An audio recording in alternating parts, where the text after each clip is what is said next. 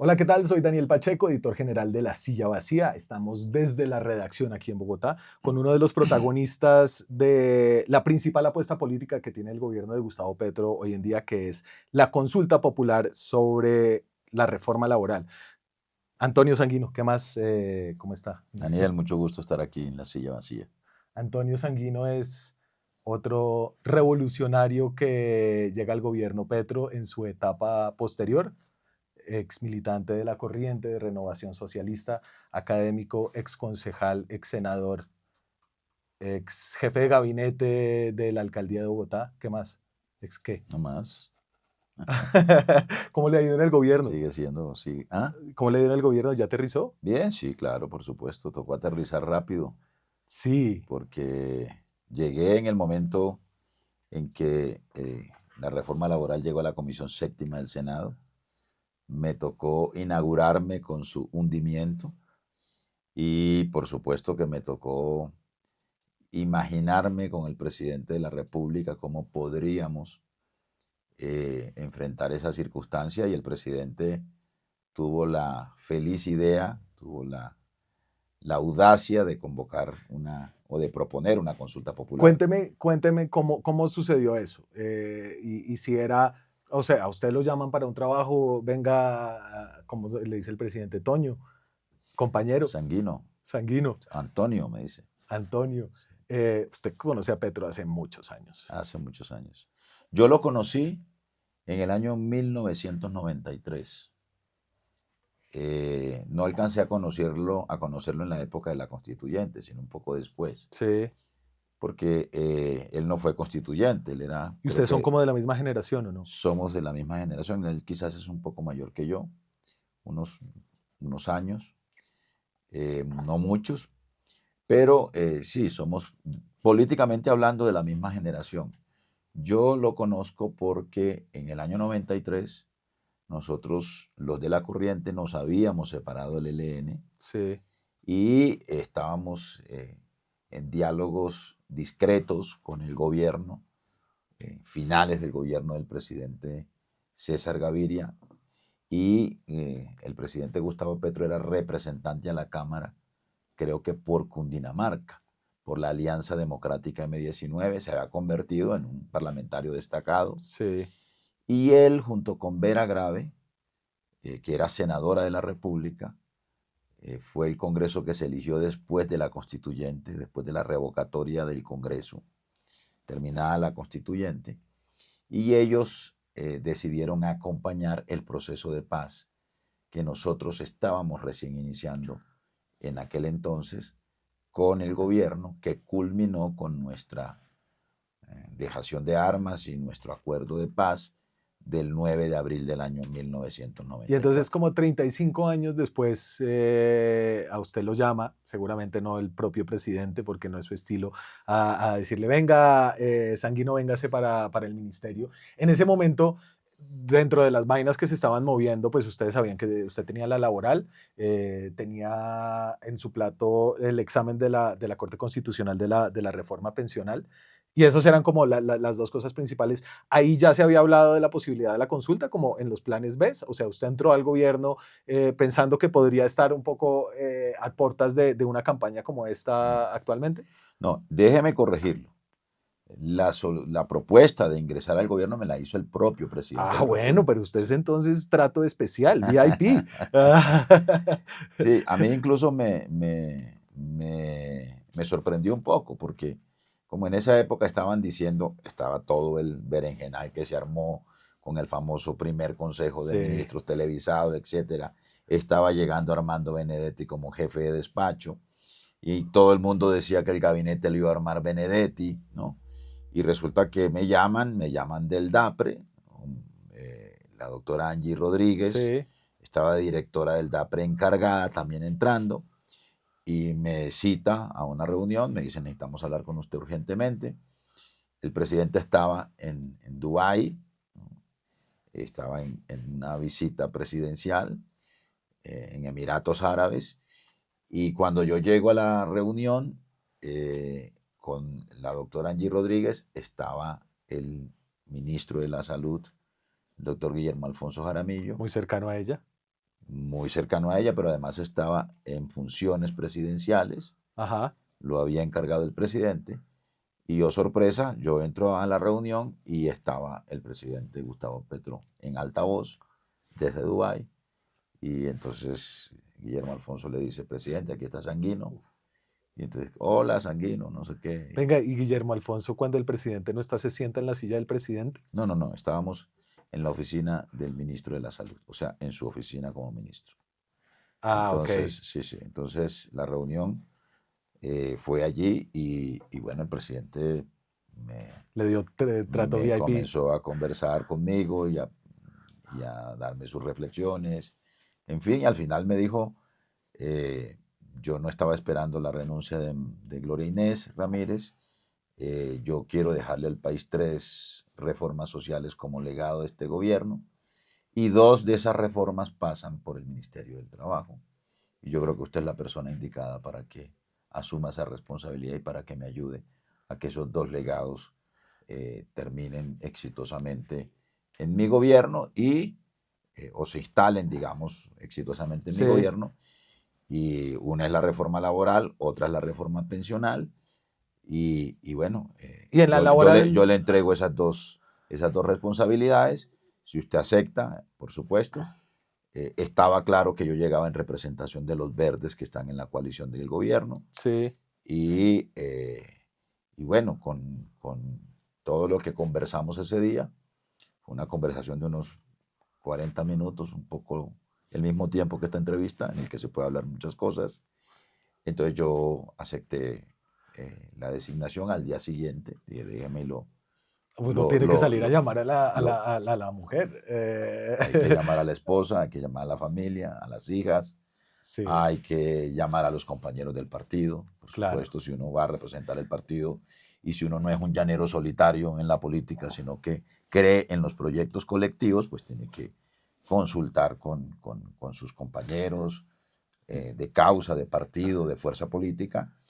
Y al día siguiente le expresé Y a ya usted no mi le dio decisión. repelús entrar con Benedetti en el gabinete, pues porque Gloria salió por eso, ¿no? Parte de este como sindicato de ministros de izquierda que le habían No, hecho. yo al contrario. Primero, yo no llegué a pelear con nadie. Segundo, yo llegué a ayudar a un gobierno que encabeza el presidente Gustavo Petro. Llegué a ayudarle a él, no a generarle problemas. Y tercero, asumo la responsabilidad en virtud de un compromiso del partido con un gobierno como el de Gustavo Petro, que representa en buena parte nuestra agenda de cambio, con un compromiso con mi historia personal. Yo tengo una historia personal muy parecida a la del presidente, Sí. ¿no? Pues como una. Vengo del conflicto armado, vengo de un acuerdo de paz, hemos militado en la izquierda, hemos coincidido en el polo democrático, luego coincidimos él siendo alcalde, yo concejal, luego estuvimos juntos como senador de la República, él nos ayudó a traernos a la Luego paz. le hizo oposición a usted cuando estaba con Claudia López en la alcaldía. No, fíjese que no. Yo, por ejemplo, cuando asumí la jefatura de gabinete con Claudia, una de las responsabilidades que Claudia me encomendó era servir de puente entre el gobierno nacional y la alcaldía de Bogotá, en temas que son temas coincidentes entre Bogotá y la nación. De, Y ese primer momento del gobierno de Petro y el final, o ya hacia el final del sí. gobierno de Claudia, ese momento en el que yo estuve, debo decir, fue un momento de una relación relativamente tranquila, ¿no? Saltemos usted llega y entonces su Pero bautizo de déjeme le fuego. termino la respuesta. Hágale. No estaba en el horizonte La una consulta. consulta. Entonces voy a Yo eso. llegué con la confianza de que esa reforma laboral iba a terminar un trámite exitoso, por la convicción de que era una buena reforma, pero además porque era una reforma ya muy concertada en la Cámara de Representantes. Y yo además, por mi experiencia en el Congreso y porque conozco buena parte de los senadores, casi toda la, la, la composición de la Comisión Séptima la conozco y conozco a buena parte de los senadores de la plenaria, del Senado, etcétera. Yo dije, hombre, también mi experiencia, mi cancha, mi buena relación personal con casi todos ellos va a ayudar, Y ¿no? no. Bueno, pudieron más intereses que a veces el presidente denomina la codicia, ¿no? ahorita Bueno, escuchamos un poquito a Petro. No que usted no haya ya tenido una buena dosis del presidente. Eh, 8 senadores firman una ponencia de archivo, lo que significa que no se va a debatir y que se hunde esa reforma. Y básicamente ese hundimiento significaba que la reforma laboral no iba a poder ser en este gobierno, ¿no? Por todos los tiempos, iba a ser muy difícil, se había demorado ya más de un año. firman 8 de los cuales 2 no eran ponentes. Sí, bueno, ¿verdad? Usted ya me está metiendo Bueno, en las eh, minucias de la ley pero es quinta. como rarito, ¿no? ¿Y cómo es la reunión? O sea, ¿cómo surge ahora? Porque yo siento que la consulta popular se ha vuelto el mecanismo sobre el cual quiere apoyar el gobierno su último año, su estrategia política del 2026 y su apuesta de reformas sociales, ¿no? Entonces, ¿cómo surge esto? ¿Como de improviso? ¿Están haciendo lluvias de ideas? ¿Tienen plan A, plan B, plan C? ¿Hay un No, equipo técnico o se no, no, no, sientan ahí a tomar tinto y... no, tampoco. Ni una cosa ni la otra. Fue una reacción, yo creo que relativamente lógica, ¿no?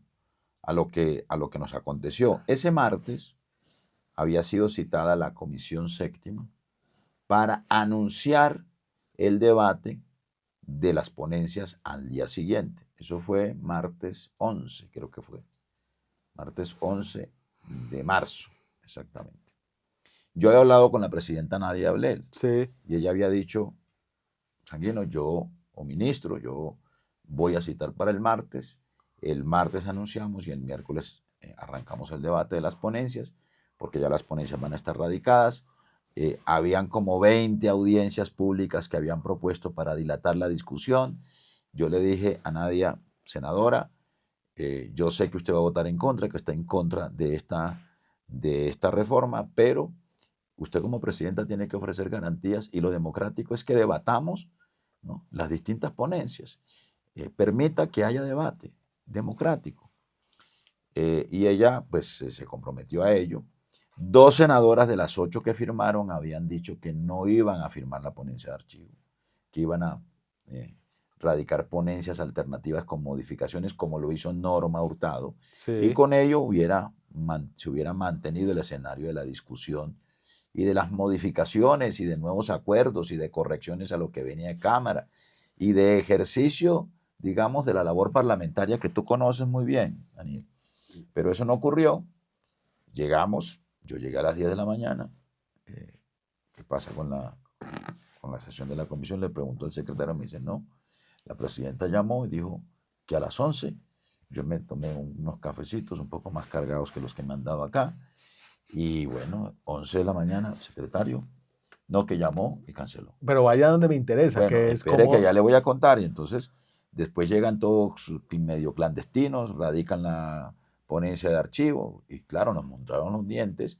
Yo hablo con Benedetti y Benedetti me dice, nos jodieron, ¿no? O sea, esto es el anuncio del archivo y del entierro de la reforma. Sí, Inmediatamente nos llama, yo los vi ahí con caras... no, pues por supuesto que era un revés para el gobierno, ¿no?, y para los trabajadores y bueno, para quienes estábamos esperanzados en esta reforma y para mí que estaba entrando.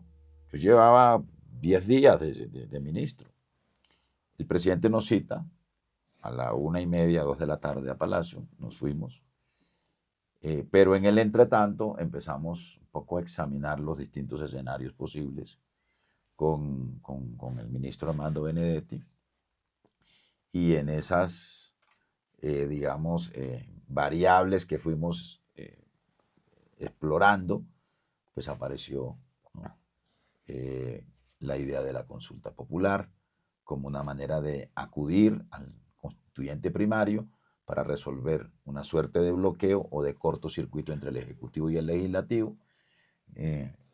A Benedetti, digamos, fue el primero que se le ocurrió pensar en un mecanismo de esa naturaleza. Yo le recordé la historia de la consulta popular anticorrupción y le dije, la consulta popular anticorrupción lo que hizo fue precisamente recoger proyectos negados en el Congreso respecto a la lucha contra la corrupción.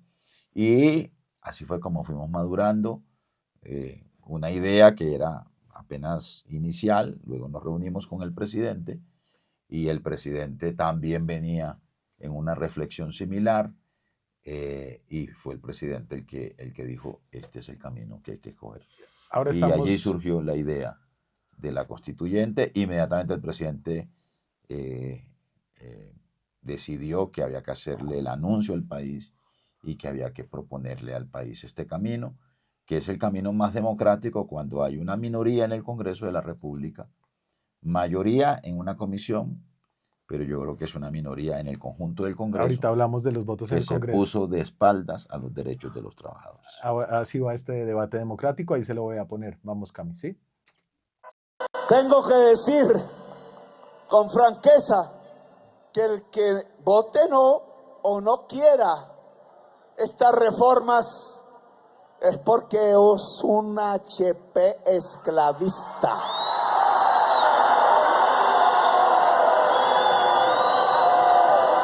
No he dicho ninguna grosería, ojo. HP. Honorable parlamentario, periodista o político. Honorable político. Con la bandera de libertad o muerte. De Bolívar. Sí. El Ejército Libertador. Parecida a la del ELN también. Sí. Pero ya ha visto usted cómo se refirió a Antonio García y cómo ha sido el presidente. Con el ELN reivindica al Camilo de la teología de la liberación. O sea, cuando uno va a proponerle una elección a la ciudadanía, ¿usted está de acuerdo en que los que no quieren la opción que ustedes proponen son unos HPs? Pero él dijo qué quería decir cuando dijo HP. No jodas, Antonio. No, sí. Pero sí, literal, no. No. Claro. No, pues tal vez el HP es la menos peor de las partes, ¿no? Es esta idea como de los que no están de acuerdo conmigo son unos esclavistas.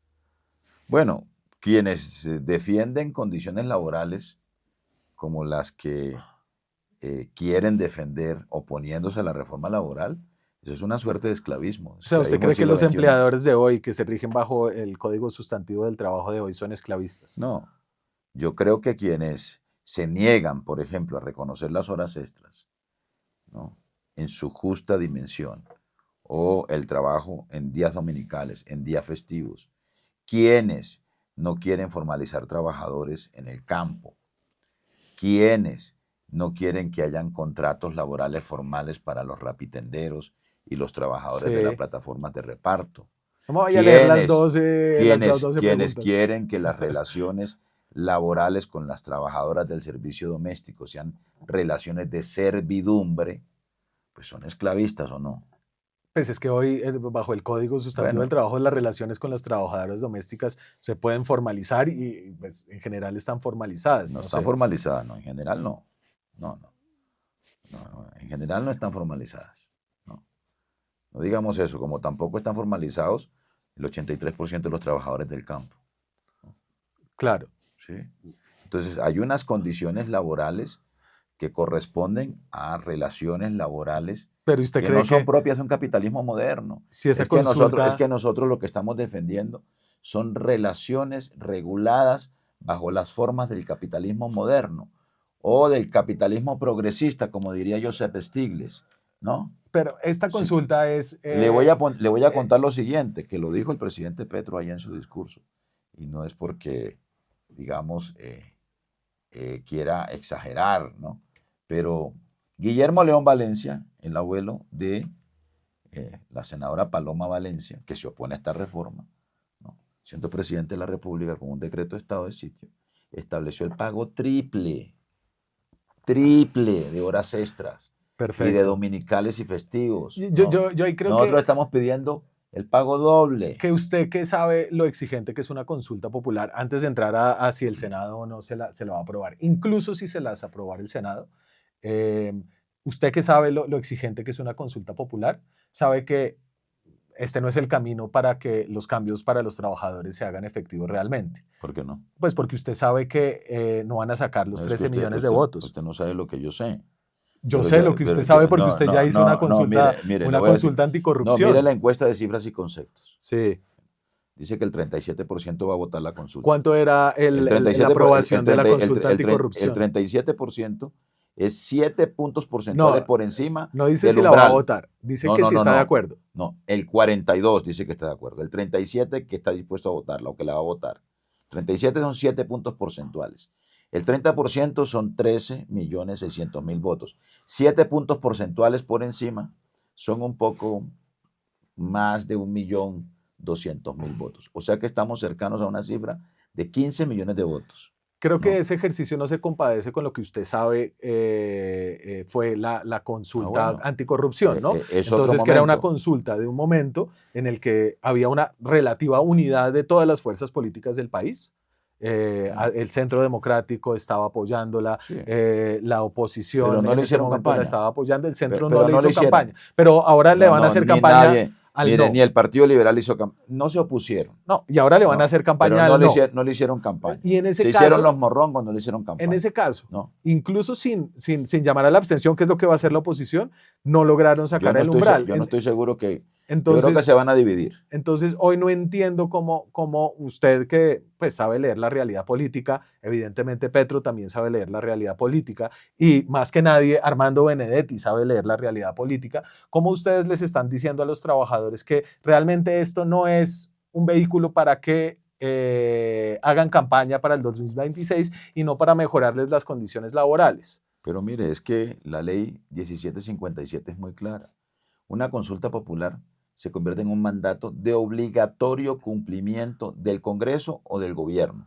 Tienen en el periodo en el que se apruebe la consulta y el periodo siguiente para aprobar legislativamente lo votado y lo convertido en mandato popular. Pero ministro, tienen que sacar más eso, votos que Petro en una elección fría. Sí, pero le voy a decir lo siguiente, mire.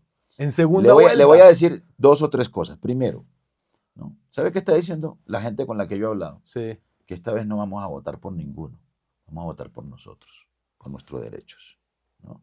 Eso es una diferencia sustancial. Segundo, estamos hablando no de una entelequia, estamos hablando de derechos concretos de la gente, ¿no? De si trabaja hasta las 6 de la tarde o no, de si le pagan el doble por dominicales o festivos o no, ¿no? Está la gente votando por si el contrato a término indefinido es la regla general o no, ¿no? Están votando 520.000 muchachos del SENA por si el contrato de aprendizaje es un contrato laboral muchachos o no. Que son buenísimos para salir a votar. ¿Sabe cuántos rapitenderos? ¿Cuántos le alcanzó a llevar usted a la plaza de armas? ¿Sabe cuántos rapitenderos? No, yo no los llevé, ellos fueron, ¿no? Ah, claro. Porque tienen una organización estudiantil y juvenil muy potente, sí, de egresados del SENA. O sea, no vaya a creer que ellos son borregos, que es que uno los lleva, no. Vaya y vea el fervor como ellos reclamaban su derecho a decidir. ¿Sabe cuántos muchachos rapitenderos hay? Y de plataformas de reparto, 435.000 personas que trabajan en esas plataformas, que trabajan a la intemperie, sin protección de riesgos laborales, sin seguridad social.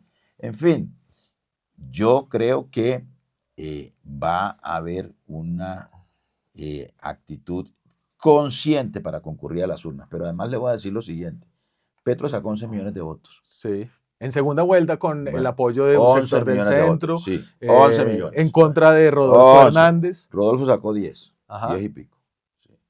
Si los 11 que votaron por Petro y la mitad de los que votaron por Rodolfo salen a votar ese día, hay 15 millones de votos. Claro, pero si usted mira, pues las cifras de aprobación del presidente son más o menos de la mitad o un tercio menos de lo que tenía. Pero va a votar más gente.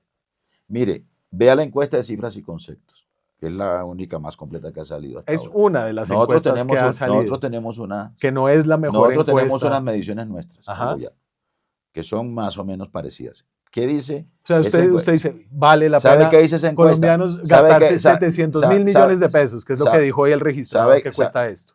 Hombre, pero es que los derechos de los trabajadores, ¿cómo no van a valer?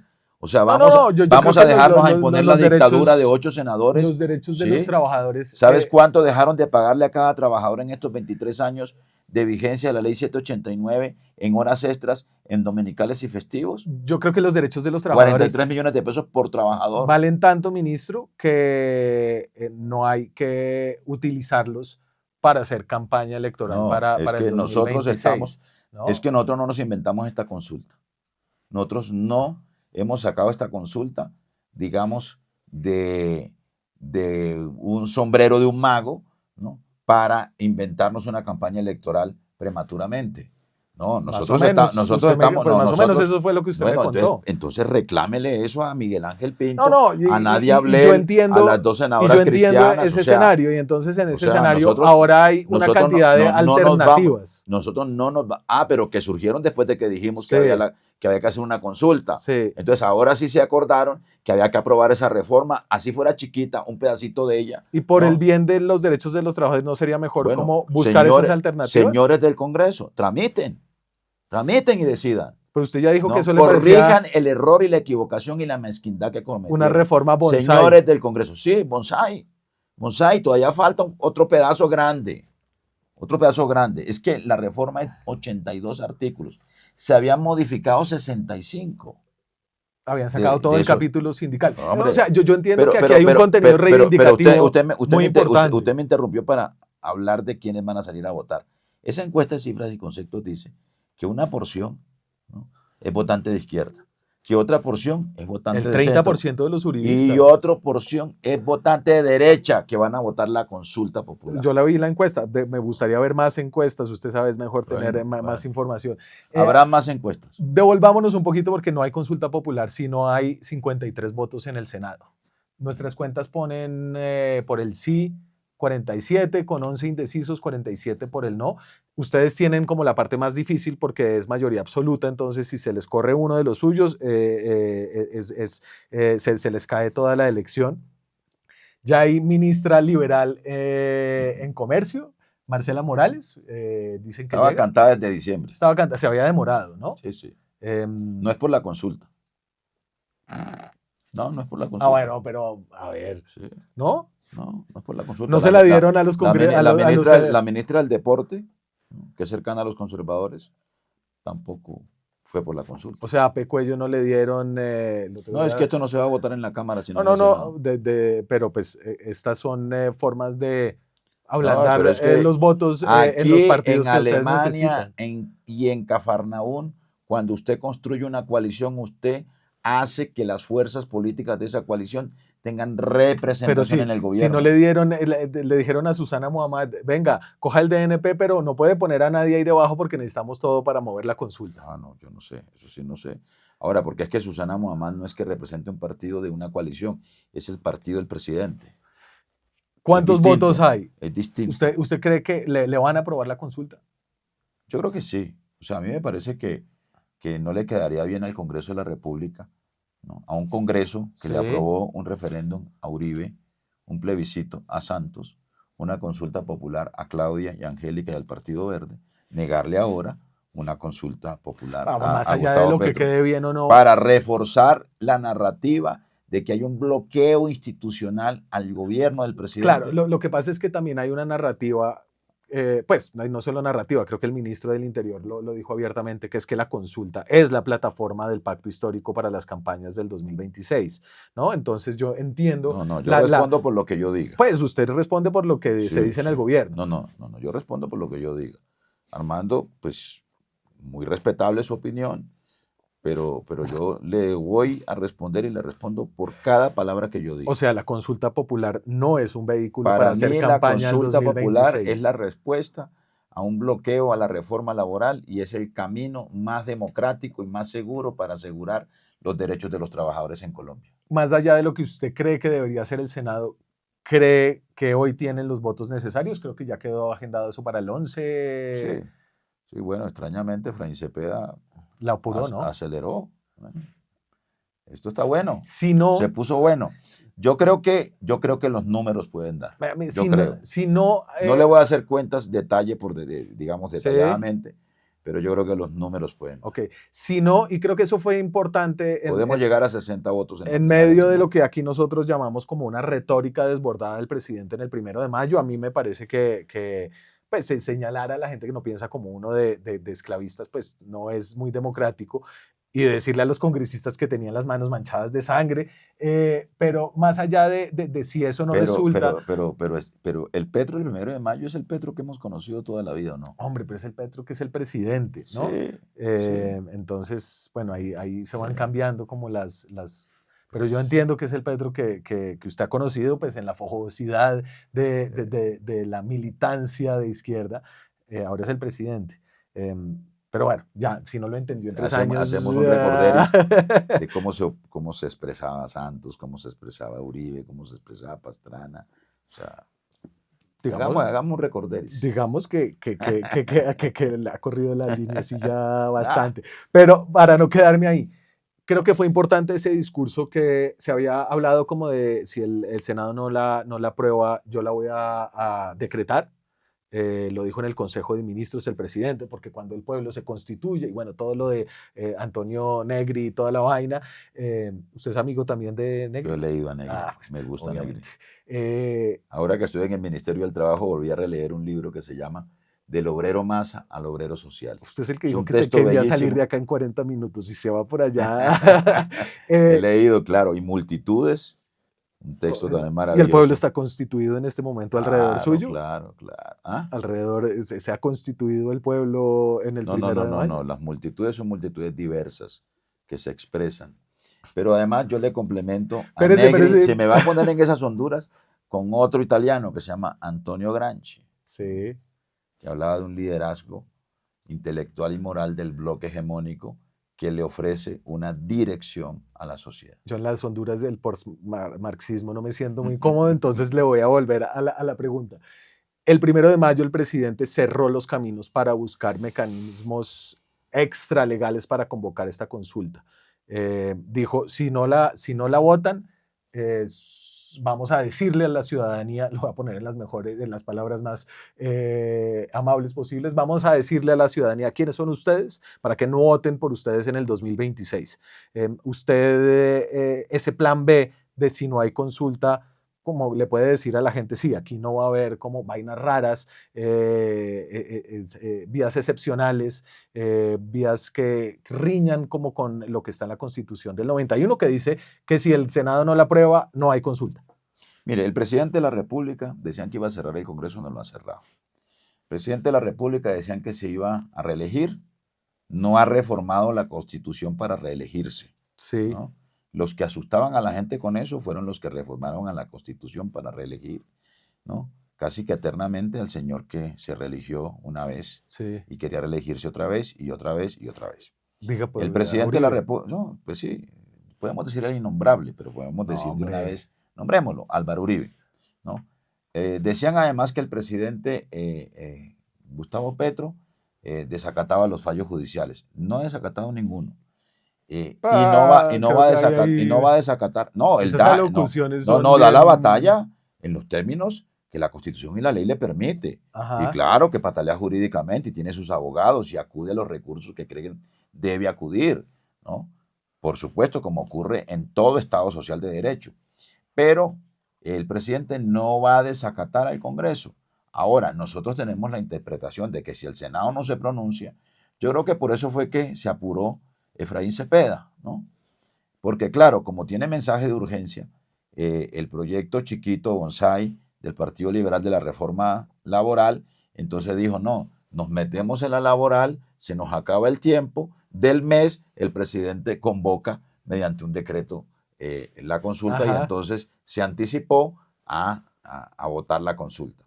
Ahora, si el Senado dice no, pues por supuesto que no se puede convocar la consulta, creo yo, ¿no? Ahora, si eso ocurre, si el Senado le pone mordaza a la gente, ¿no? ¿Sabe cuándo es la consulta? ¿Cuándo son las elecciones del 26 ahí de marzo? Tengo una pregunta. Hay unas en noviembre, en octubre. No sabe cuándo es la consulta. Si las de marzo, sí, no sé la fecha exacta. El 9 de marzo. 8 de marzo. Si niegan la consulta, entonces la consulta será el 8 de marzo del 26. Perfecto. ¿Por qué? Porque nosotros nos vamos a encargar y la gente se va a encargar de recordar quiénes le pusieron mordaza. Y eso tiene un costo político. ¿Cuándo se cobra ese costo político? El 8 de marzo. Sí, yo creo que hay mucha gente evaluando cuál es el mayor costo político. Ah, bueno. Entregarles el juguete de la consulta Ah, para que bueno. hagan campaña o A negar la nosotros consulta. no, a la gente. A la gente. A la, A la gente. a la gente del Entonces, pacto el señor histórico. senador, piénseselo muy bien, porque nos vamos a encargar, o la gente se va a encargar, la historia se va a encargar de recordar cómo usted. Y usted les va a repetir ¿Ah? la encuesta de cifras y conceptos. ¿Cuál? Ahí está. Ahí está. Si aprueban la consulta, Sanguino, la fecha de la consulta puede coincidir con esta fecha de octubre de las elecciones primarias de los partidos. Puede ser, aun cuando los tiempos no dan, digamos. Pero porque es que no, queda porque ahí tienen que cerquita. ser, porque tienen que ser 3 meses.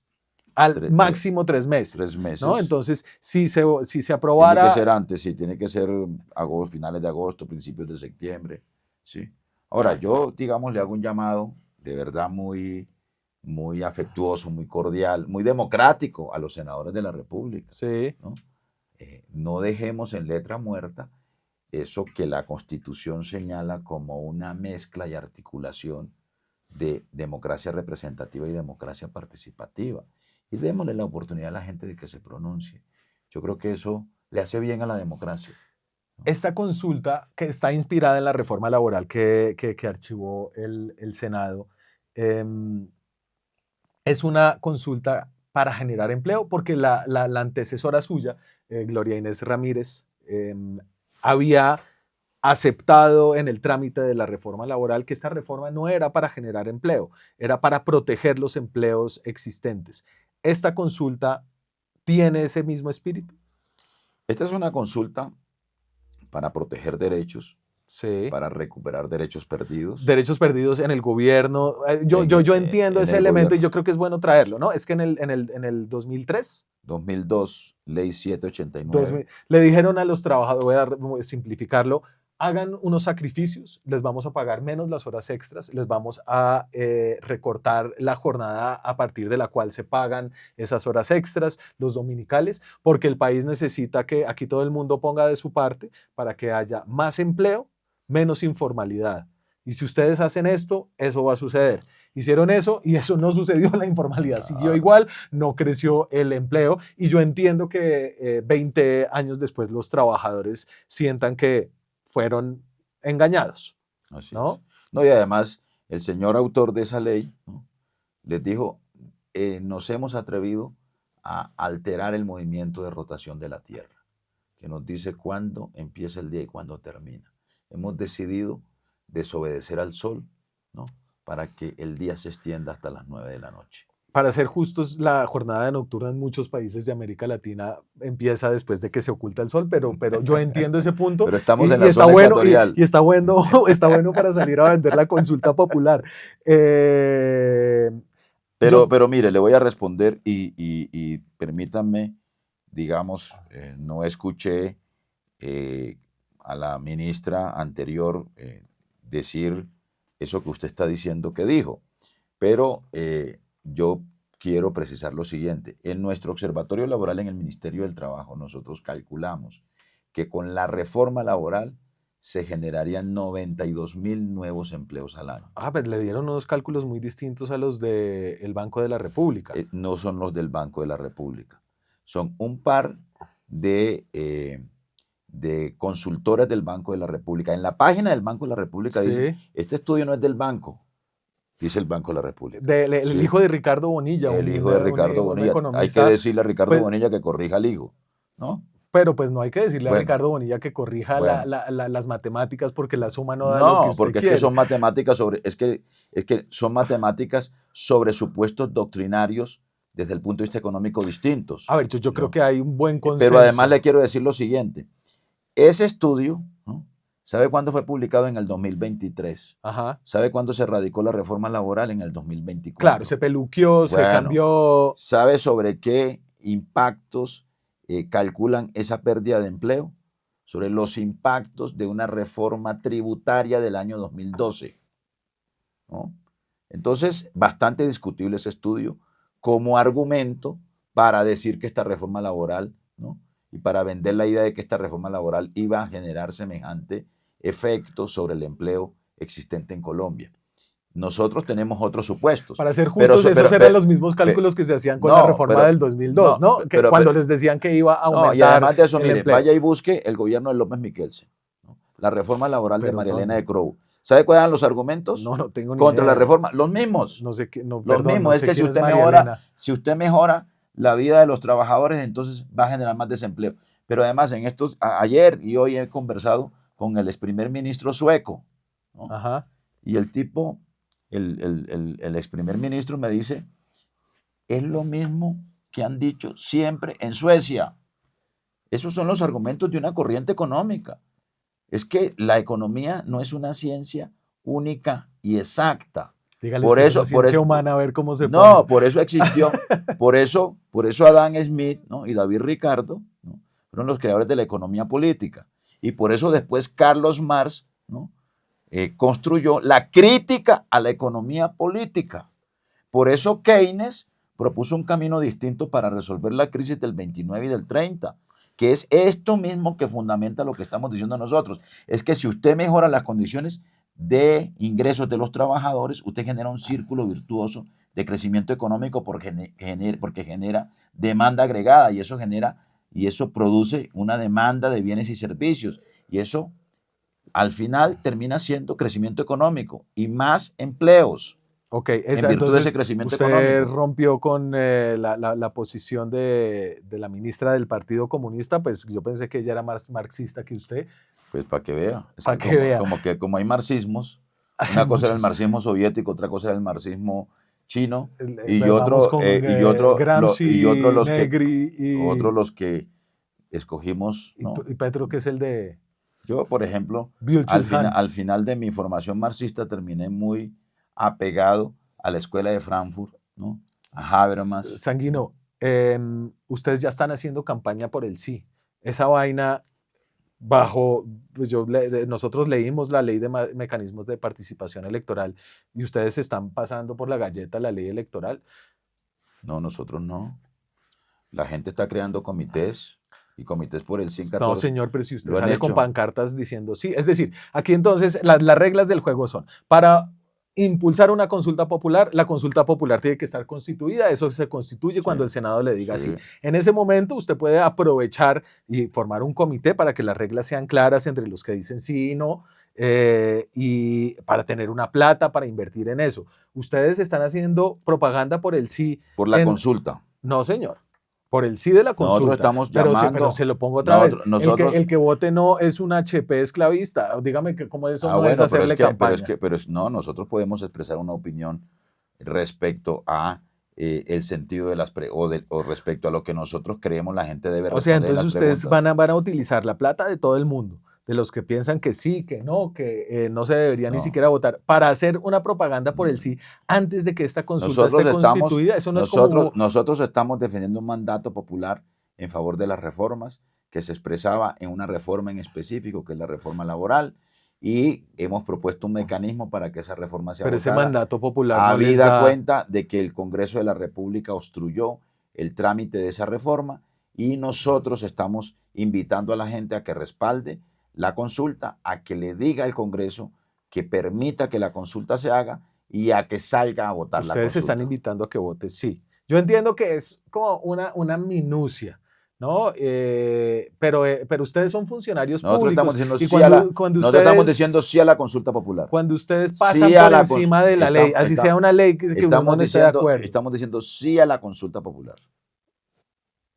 ¿no? Me parece bastante capcioso y hasta engañoso. Sí a la consulta popular. Si usted cree que no a la consulta popular, puede decir no a la consulta popular. El presidente leyó las preguntas una por una para que la gente gritara sí. Ah, bueno, el presidente ha utilizado las alocuciones, ha puesto cadena nacional para hablar de esto. Nosotros creemos que hay que votar sí las preguntas, por supuesto. Pero en estos momentos estamos diciendo sí a la consulta popular. Claro que tenemos que decir sí, no de que nosotros estamos presentando una solicitud, la firmé yo, la firmó el presidente de la República, la firmamos todos los ministros, pero no pueden utilizar para que la plenaria del Senado nos permita salir. No pueden utilizar los recursos públicos para hacer su campaña antes de tiempo de que exista. Nosotros estamos usando una competencia que tenemos para solicitar una consulta. No sé, están muy cómodos con el hash. Y podemos llamar a que la gente le diga sí a la consulta popular. Están cómodos con Gregorio Slach. No, Gregorio es el procurador, él ejerce sus funciones, sus competencias. Nosotros creemos en la separación de los poderes públicos. Como demócratas. Creo que a veces tienen como una interpretación selectiva del Estado de Derecho. ¿Por qué? Porque están haciéndole campaña al sí a la consulta antes de que nosotros exista. estamos diciendo sí a la consulta popular, le recuerdo. Ya me están aquí, yo sé que usted se tiene que ir. Hablemos de su copartidario Iván Name. Andrés Calle, el otro presidente, se fueron presos hoy.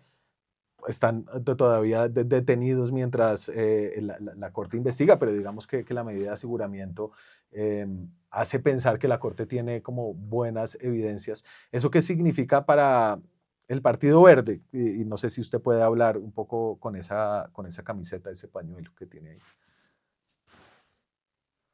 ¿Qué puedo decir? No, pues en lo personal lo lamento mucho. Me parece que esa es una situación pues difícil, ¿no?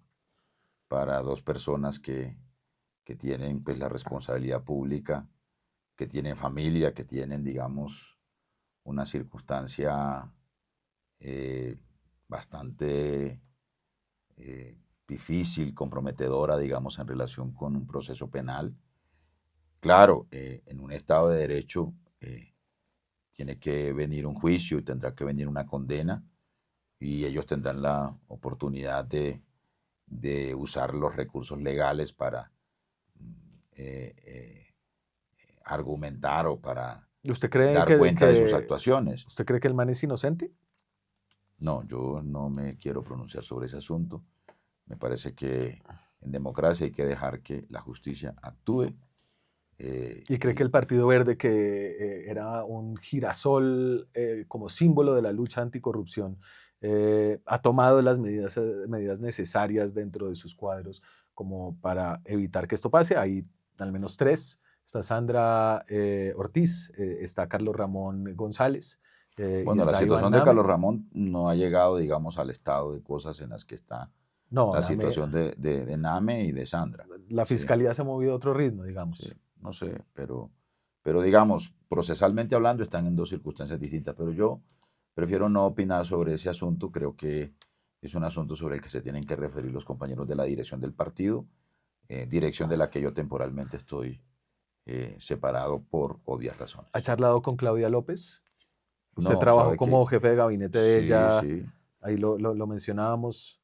Sí, pero desde que estoy en el gabinete, incluso desde un poco antes, no he conversado con ella. Esos puentes están totalmente, esos caminos han divergido irremediablemente. Pues es que ella tomó la decisión de asumir una posición de oposición al gobierno del que yo hago parte. Así que, por supuesto que políticamente hablando, ella está en un lugar, yo estoy en el Pero otro. vea el vaso medio lleno. Usted podría hacer un puente. Pero es que cuando los ríos están crecidos es muy difícil construir un puente, ¿cierto? Sí. Cuando están desbordados no hay puente posible, ¿no? Entonces estamos en lugares distintos, políticamente hablando, y yo por supuesto no puedo estar en un lugar distinto que no sea el de acompañar un gobierno que enarbola, que defiende unas banderas, unas causas de las izquierdas de las que yo he hecho parte toda la vida. Usted por llegar a donde está, por tener el fuero que tiene hoy de ministro de Estado, lo llamó la Corte Suprema de Justicia a una audiencia de imputación de cargos por un